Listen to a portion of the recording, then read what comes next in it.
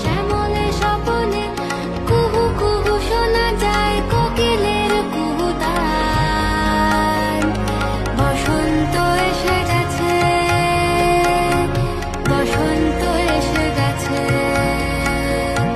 পূর্ণিমা রাতে ওই ছোটাছুটি করে কারা, দক্ষিণা পবনে দোলে বসন্ত এসে গেছে। কেমনে গাঁথিব মালা, কেমনে বাজিবে বেনু, আবেগে কাঁপিছে আখি, বসন্ত এসে গেছে। থাক তব ভুবনে